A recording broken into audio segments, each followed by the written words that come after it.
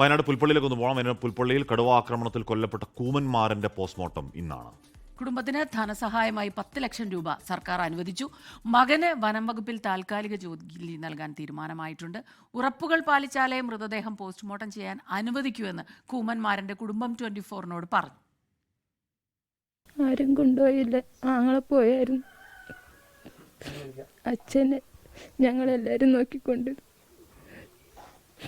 ഇപ്പൊ അതിനൊരു വഴിയില്ലോട്ട്.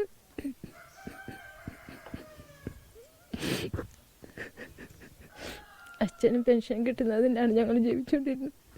എനിക്ക് പണിക്കൊന്നും പോകാൻ പറ്റില്ല. ശ്വാസം മുട്ടലും ചുമയായിട്ട് 2 ദിവസം പണിക്ക് പോയി 10 ദിവസം മരുന്ന് നടക്കണം. ഇപ്പം അച്ഛനില്ലാണ്ടായപ്പോൾ ഞങ്ങൾക്ക് ഒരു വഴിയിലുണ്ടായി. ഞങ്ങൾക്കിപ്പോൾ ഒരു ജീവൻ പോയിട്ട് ഇവരിങ്ങനെ കാണിച്ചിട്ട് കാര്യമുണ്ടോ? ഒരു ജീവന് പട്ടിയുടെ വില പോലും നൽകണ്ടല്ലോ ഇന്നലെ അവരെ കൊണ്ടുപോയത്. അല്ലെങ്കിൽ സ്വന്തം മോനോടെങ്കിലും പറയണമായിരുന്നു. ഒരാളെ പോലും കൊണ്ടുപോയിട്ടില്ല പോയ ആൾക്കാരിൽ. അങ്ങനെ ചേച്ചി പറഞ്ഞ കളക്ടർ വന്ന് എല്ലാം തീരുമാനിക്കട്ടെ എന്ന്. നമുക്ക് വേറെ ഒന്നും പറയാനില്ല. ചോദിക്കുന്നുണ്ട്, പണം കൊടുത്ത് നികത്താനാവോ കുടുംബത്തിന് നഷ്ടമെന്ന് ചോദിക്കുന്നുണ്ട്. സുർജിത്ത്, ഇങ്ങനെ ഈ 10 ലക്ഷം രൂപയും ഉറ്റവർക്ക് ജോലി വാഗ്ദാനവും നമ്മൾ ഒന്നാമതായി കേൾക്കുന്നതല്ല. രണ്ടാമതായോ മൂന്നാമതായോ നാലാമതായോ അഞ്ചാമതായോ ആറാമതായോ ഒന്നും കേൾക്കുന്നതല്ല. അത് നമ്മൾ പതിവായി കേൾക്കുന്നുണ്ട്. ഇപ്പോൾ വലിയ സങ്കടമാണ്. അവരുടെ വേദന കെട്ടുനിൽക്കാൻ കഴിയാത്ത സങ്കടമാണ് സുർജിത്ത്.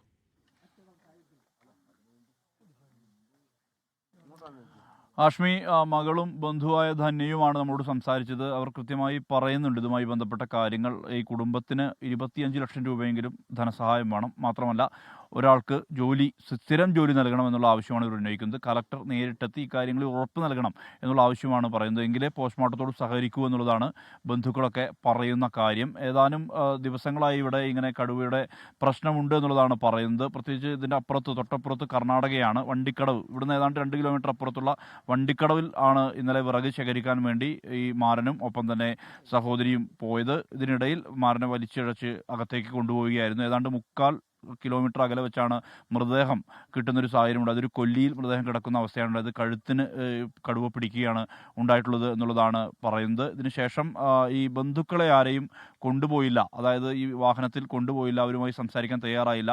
രാഷ്ട്രീയ പാർട്ടികളും ചില ജനപ്രതിനിധികളും ചേർന്നെടുത്ത തീരുമാനം മാത്രമാണ് ഉണ്ടായതെന്നുള്ളതാണ് ഇവർ ഉന്നയിക്കുന്ന ആക്ഷേപം. കടുവാശല്യമുണ്ട്. കഴിഞ്ഞ ദിവസം ചീയമ്പത്ത്, തൊട്ടപ്പുറത്ത് ഏതാണ്ട് 2 കിലോമീറ്റർ അപ്പുറത്താണ് ചീയമ്പം എന്ന് പറയുന്ന സ്ഥലം. അവിടെ 73 പോത്തിനെ കടുവ പിടിച്ചു. എന്തായാലും പ്രജനന കാലം കൂടിയാണിത്. സ്വാഭാവികമായി ഈ പ്രശ്നം നേരിടാനുള്ള സാധ്യതയുണ്ടെന്ന് വനംവകുപ്പ് മുന്നറിയിപ്പ് നൽകുന്നുണ്ട്. മാത്രമല്ല ഈ കർണാടകയിൽ നേരത്തെ അമരക്കുനിയിലൊക്കെ പിടികൂടിയ ആ കടുവ എന്ന് പറയുന്നത് കർണാടക ഇവിടേക്ക് തള്ളിവിട്ട കടുവയാണ്. അതായത് ഇവിടേക്ക് ഈ അതിർത്തിയിൽ കൊണ്ടുവന്ന് ഇത്തരം പ്രശ്നങ്ങൾ ഉണ്ടാക്കുന്ന കടുവകളെ തള്ളിവിടും. അത് ഈ നാട്ടിലിറങ്ങും. അങ്ങനെ വലിയ പ്രശ്നം ഉണ്ടാകുന്ന ഒരവസ്ഥയുണ്ട്. എന്തായാലും കഴിഞ്ഞ 2023 വാഗേരിയിൽ പ്രജീഷ്, അതിനുശേഷം ഈ കഴിഞ്ഞ ജനുവരിയിലാണ് രാധയുടെ മരണം പഞ്ചാരക്കൊല്ലിയിൽ സംഭവിക്കുന്നത്. ഇപ്പോൾ ഇതാ ദേവർഗദ്ദയിൽ മാറൻ്റെ മരണം കൂടി സംഭവിക്കുന്നു. ഇവിടുത്തെ മൂപ്പൻ നമ്മോടൊപ്പം ചേരുകയാണ്. രാഘവൻ എന്നാണ് അദ്ദേഹത്തിൻ്റെ പേര്. കടുവയുടെ ശല്യം നിരന്തരമുണ്ട്.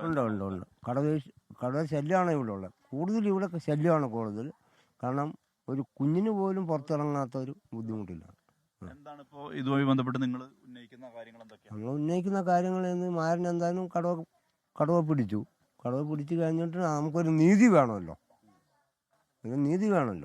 ഞങ്ങളിപ്പോൾ 25 ലക്ഷം രൂപയും ആ പിള്ളേർക്ക് ആ മക്കൾക്കൊരു സ്ഥിരപ്പെട്ട ജോലിയും കൊടുക്കണം. പിന്നെ ഫോറസ്റ്റ് ഉദ്യോഗസ്ഥന്മാർ ഈ ബോഡി കൊണ്ടുപോകുമ്പോൾ കുടുംബക്കാരോട് ആരും പറഞ്ഞിട്ടില്ല. അവർ തന്നെ കൊണ്ടുപോയി ഒന്ന് പറയണ്ടേ? അവിടെ എല്ലാ ഉദ്യോഗസ്ഥന്മാരുണ്ട്, DSP ഉണ്ട്, എല്ലാ ഉദ്യോഗസ്ഥന്മാരുണ്ട്. ഒരു മനുഷ്യനെ പോലും അറിയിക്കാതെ ബോഡി കൊണ്ടുപോയി. ഒരു കുടുംബക്കാരൊന്നും മക്കളെ പോലും അറിയിച്ചിട്ടില്ല. അതിന് പിന്നെ ബോഡി അങ്ങ് കൊണ്ടുപോയി. കടുവ ഇറങ്ങും. ഒന്നിന് കടുവനെ പിടിക്കണം. കടുവനെ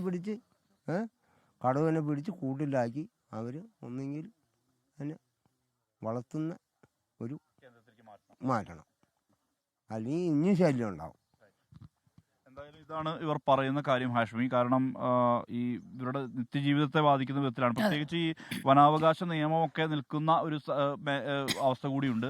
സ്വാഭാവിക മേഖലയുടെ ഭീതി അങ്ങനെ തുടരുന്നുണ്ട്. അവിടെ ജീവൻ നഷ്ടങ്ങൾ ഇപ്പോഴും ഉണ്ടാവുന്നു. അവരുടെ വേദനകൾക്ക് പരിഹാരമില്ലാതെ തുടരുകയും ചെയ്യുകയാണ്. ലോകത്തെവിടെയായാലും ഏത് സമയത്തും 24 വാർത്തകളും ഓഗ്മെന്റഡ് റിയാലിറ്റി പാക്കേജുകളും എക്സ്പ്ലെയിനറുകളും വിശദമായി കാണാൻ ഞങ്ങളുടെ യൂട്യൂബ് ചാനൽ നിങ്ങൾക്ക് സബ്സ്ക്രൈബ് ചെയ്യാം.